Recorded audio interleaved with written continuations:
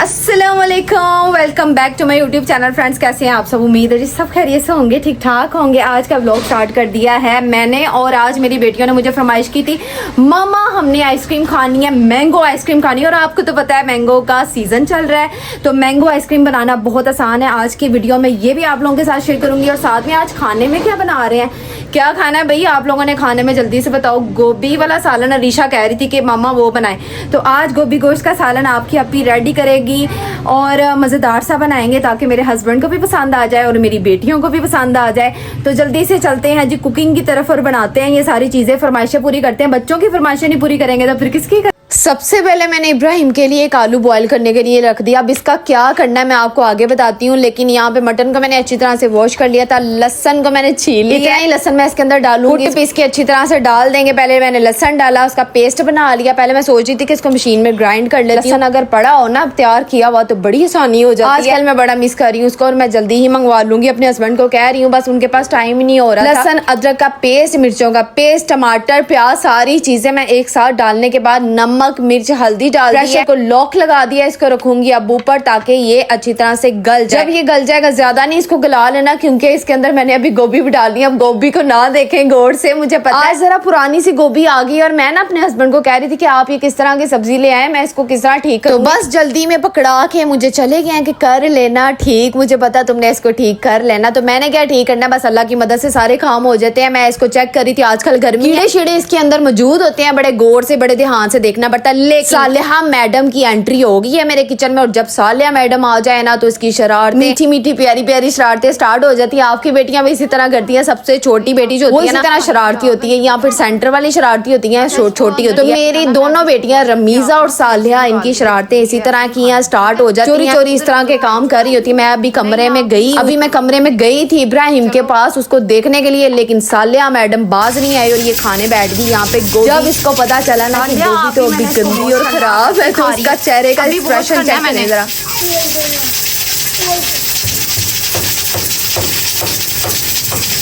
तो बस मीठी मीठी प्यारी प्यारी शरारतों के साथ सालिहा मुझे यहाँ पे फूल पेश कर रही थी। कहती मामा ये आपके लिए। मैं आ गई किचन में, मैंने गुस्से से इसको देखा। जब इसने मुझे ये पकड़ाया है ना गोभी का फूल, तो मेरे चेहरे पे स्माइल आ गई थी। सारी मेरी थकन जो है ना दिन की वो खत्म। जब आपके बच्चे इस तरह प्यार से आपको कोई चीज दे ना, या अपने प्यार का इजहार करें, तो आप भी एक्सेप्ट किया करें और लाडियां किया करें, जपियां डाला। यहाँ पे गोभी को मैंने कर लिया था अच्छी तरह से वॉश। आलू जो मैंने बॉयल किए 80% मैंने इनको बॉयल किया। मैं क्या करने लगी, मैंने इस तरह के पीसेस कट करके इसके ऊपर थोड़ा सा डाला है नमक, साथ में थोड़ा केचप लगाऊंगी। केचप लगाने के बाद अपने बेटे के लिए इब्राहिम के लिए, पता कोई नहीं है खाता कौन है, लेकिन मैं आपको बताती हूँ खाए किसने। अच्छा, यहाँ पे केचप मैंने लगा दिया अच्छी तरह से। अब इसको मैं एयर फ्रायर में रख रही हूँ। यहाँ पे ना मेरे से एक छोटी सी मिस्टेक हो गई, थोड़ा सा ऑयल इसके ऊपर लगा देंगे ना तो ये चिपकेंगे नहीं आपस में। मेरे साथ इसी तरह हुआ है, मैंने ऑयल लगाना मैं भूल गई थी। बच्चों के साथ हमारे दिमाग शिमाग को कुछ ना कुछ हुआ रहता है। मैं एयर फ्रायर को करूंगी ऑन, थोड़ा सा मैंने टाइम लगाया ताकि इसके ऊपर अच्छा सा कलर आ जाए। कलर जैसे ही आएगा उसके बाद जी मैं इसको निकालूंगी। लेकिन मैंने यहाँ पे बनाया अपने लिए मजेदार फालसे का जूस। सीजन है जी फालसों का और जूस ना पिया जाए, ऐसा कैसे हो सकता। तो मैंने अपनी बेटियों को भी बना के दिया। एयर फ्रायर का ये टाइम जो है वो कंप्लीट हो गया था। आलूओं की लुक चेक। अगर आपके बच्चे नहीं खाते फ्राइज वगैरह कोई चीज इस तरह की नहीं खाते, आलू शालू नहीं खाते, तो चटपटे से बना के ना अपने बच्चों को दे दिया। आलू भी उनके अंदर जाने चाहिए। बच्चे बड़े नखरे करते हैं। मेरी बेटियां कभी कभार नखरे करती हैं। जब मैंने सालन के अंदर आलू डाले हो ना, आलू गोश्त का सालन बनाओ या गोभी आलू का सालन बनाओ, तो आलू साइड पे होते हैं और दूसरी सब्जी खा लेते हैं। तो मैं इस तरह के जुगाड़ लगाती हूँ। यहाँ पे मैंने प्रेशर को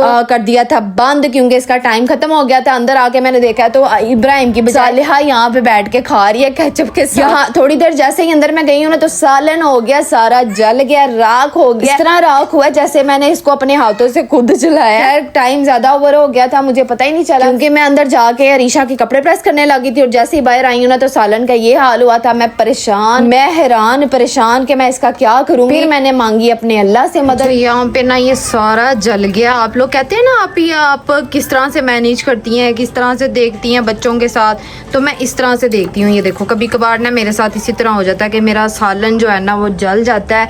उसको फिर मैं ठीक करती हूँ, दोबारा से मेहनत करती हूँ और दोबारा से व्लॉग कैप्चर करती हूँ, दोबारा से आप लोगों के साथ शेयर करती हूँ। थोड़ी सी डांट भी पड़ती है मुझे जब मैं खाना बनाते हुए इस तरह हो जाता है। थोड़ी सी डांट पड़ती है, ज़्यादा नहीं पड़ती। मेरे हस्बैंड से इतना कुछ नहीं कहते, उनको पता है कि मैंने बड़ी मुश्किल से सारा वो कवर करना होता है, मैनेज करना होता है, देखना होता है हर चीज़ को। तो बस कोई बात नहीं, किस्मत में जो लिखा होता है ना इंसान के वही होता है। तो अब जो मेरी किस्मत पे था वो ये आप लोगों के सामने देखें कि सालन जल चुका है। इसको मैं ठीक करूँगी, आपकी आप इसको ठीक किए बगैर सुकून से नहीं रहेगी, क्योंकि खाना आज बनाना लाजमी है, गोभी और गोश्त वाला सालन।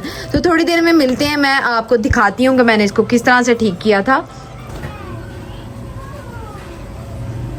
अच्छा जी, अब जो सालन जल गया था इसको मैंने ठीक किस तरह से किया। एक मैंने अलग से देगची ली, उसके अंदर मैंने डाला ऑयल, उसके अंदर डाला मैंने ऑयल। प्याज को मैंने चॉप कर लिया था, छोटा सा प्याज लेके उसको मैंने दोबारा से चॉप किया। थोड़ी सी हल्दी डाली, थोड़ी सी लाल मिर्च डाली है, नमक थोड़ा सा डाला है और बस इसको अंदर मैंने देसी घी शामिल किया। देसी घी से ये होगा कि इसके अंदर जो स्मेल थी, थोड़ी सी स्मेल जो आपको लगता है कि जलने के बाद जो स्मेल आ जाती है हल्की सी, वो भी खत्म हो जाएगी। देसी घी मैंने शामिल किया, मसाले की बुनाई की और बस जो मसाला था ना, जो मटन का मसाला था वो इसके अंदर डाल के थोड़ा सा भुना शुना है। भुनने के बाद मैंने गोभी डाल दी, पानी डाला, थोड़ा सा छट्टा लगाया जिसको कहते हैं, वो डालने के बाद मैंने इसको दम पे रख दिया। अब जो ढेर सारे बर्तन हुए थे ना आपकी आपी के लिए, वो आपकी आपी ने सारे वॉश किए। अच्छा, मैं प्लेटें सारी पहले धोती हूँ, उसके बाद मैं दूसरे बर्तनों की तरफ आती हूँ। मेरी शुरू से आदत है, मैंने प्लेटों को पहले वॉश कर लिया, गिलास वगैरह कप्स वगैरह ये मैं बाद में। अच्छा जी, यहाँ पे बर्तन मैंने बिल्कुल वॉश कर लिए हैं, सारे वॉश हो गए हैं। उसके बाद किचन को भी थोड़ा साफ कर लिया। अब आ जाते हैं सालन की तरफ जो हम बना रहे थे, गोभी गोश्त वाला सालन।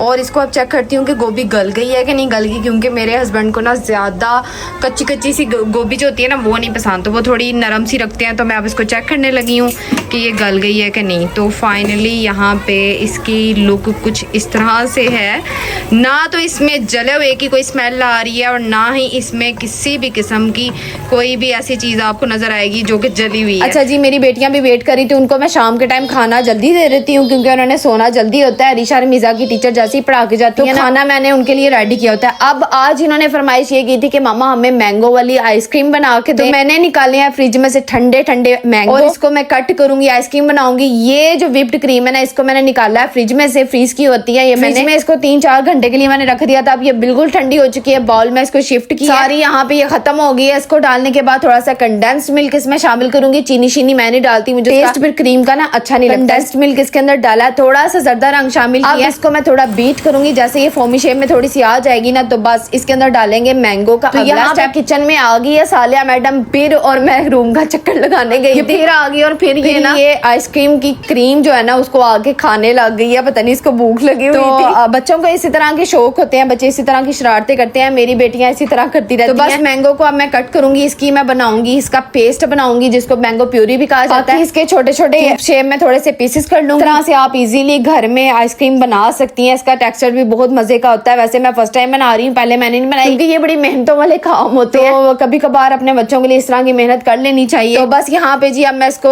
ग्राइंड करूंगी, ग्राइंड करके इसकी प्यूरी सी तैयार कर लेंगे और ये जो क्रीम का बैटर हमने रेडी किया इसके अंदर डाल देंगे। 2 दिन से मैं लॉन्ग व्लॉग जो अपलोड कर रही हूँ, आप बहुत ज्यादा खुश हो रहे हैं कि आप भी बहुत शुक्रिया आपका कि आपने लॉन्ग अपलोड करना स्टार्ट कर दिया। कोशिश तो मेरी पूरी है कि मैं आप लोगों के साथ डेली व्लॉग शेयर करूँ, लेकिन जिंदगी में कुछ ऐसी चीजें हो जाती हैं इंसान को नहीं पता चलता, कभी खुशी होती है कभी गम होते हैं, हर एक की लाइफ में इसी तरह होता है। कभी अगर मैं अपलोड ना कर सकूं तो मेरी मजबूरी को आप लोगों ने समझना। तो जनाब यहाँ पे मैंने मैंगो की जो प्यूरी है उसको मैंने शामिल किया, अच्छी तरह से मिक्स किया है, बाउल का मैंने निकाला है और ये मैंने अपना न्यू बाउल निकाला क्योंकि आइसक्रीम की खुशी में मैंने सोचा इसी के अंदर डाल देते हैं, इससे ज्यादा एयर टाइट और बाउल मुझे कोई नजर नहीं आ रहा। तो बस इसमें शिफ्ट करूंगी और पूरे 24 घंटे के लिए मैंने छोड़ देना। लेकिन आगे क्या हुआ ये आपको मैं अभी बताती हूँ। अच्छा, थोड़ी थोड़ी मैं डालती जा रही हूँ, थोड़े थोड़े मैंगो क्यूब्स इसमें डालूंगी और इसको मिक्स करूंगी और इसको पूरा फिलअप करने के बाद मैंने इसको रैप कर दिया था रैप पेपर के साथ, अच्छी तरह से बंद कर दिया था ताकि इसके अंदर बिल्कुल भी आइस का नामो निशान ना हो, पानी का नामो निशान ना हो। हुआ ये कि मेरी बेटियों ने बहुत ज्यादा जल्दी डाली हुई थी, खुश हो बड़ी थी कि मामा आज घर में आइसक्रीम बना रही है। उन्होंने 4 घंटे के बाद ही ना ये आइसक्रीम मेरे से बाहर निकलवा ली है। मुझे भी ये था कि ये जम गई होगी, ये बिल्कुल रेडी होगी, लेकिन ये रेडी नहीं हुई थी, थोड़ी सी मेल्टेड थी। तो मैंने थोड़ा सा चेक किया, इसका टेस्ट चेक किया, दोबारा से मैंने फ्रीज होने के लिए रख दिया। पूरे 12 घंटे के लिए रात को मैंने फिर इसको रख दिया था। सुबह फिर मैंने इसको चेक किया और माशाल्लाह से आइसक्रीम बड़ी मजे की रेडी हुई है। आप लोग भी अपने बच्चों के लिए जरूर ट्राई कीजिएगा। आज का व्लॉग यहीं पे खत्म करते हैं, अपना बहुत सारा ख्याल रखिएगा। वीडियो अच्छे लगे लाइक करना मत भूलिएगा, फॉलो करना तो लाजमी बनता है जनाब।